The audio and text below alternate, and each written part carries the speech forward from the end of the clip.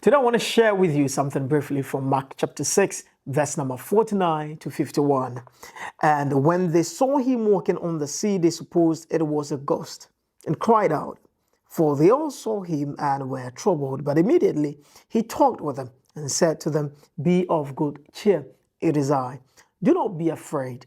Then he went up into the boat to them, and the wind ceased. And they were greatly amazed in themselves beyond measure and marveled. This is a story of Jesus sending the disciples ahead of him to the other side in Bethsaida. And he drove out the multitudes and went into the mountains to pray. The Bible says that in the fourth watch of the night, he was coming to the disciples. Their boat was in the middle of the sea, and Jesus decided to walk on the water to them because the wind was against them. Now, if you're a very carnal, natural person, these stories may not mean anything to you. You probably may not even believe them. But if you are a believer in Jesus Christ, these stories are so beautiful and powerful because Jesus deliberately did most of these kind of things to show us about his power and to show us that there is nothing in this natural world, there is no law that is beyond him.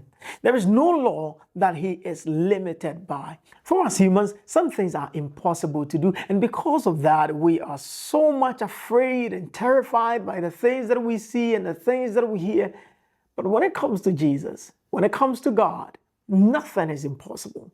Jesus walked on the water so that they would know there is no laws of physics, there is no laws of chemistry, there is no laws of biology, there is no laws of even economics that are beyond him. We saw Jesus feed 5,000 men with 5 loaves of bread and 2 fishes. We saw Jesus change water into wine. We saw Jesus do the impossible, raise the dead. And here we are seeing Jesus walk on water to be able to get to the disciples who were so much afraid. Now, this is to tell us that there is nothing Jesus will not do for us. There is absolutely nothing. There is no limitation to his power. There is no limitation to God. For man, some things are impossible.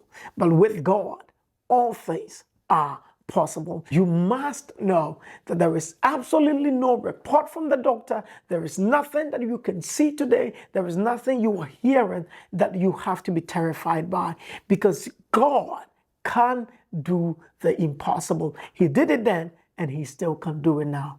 God bless you.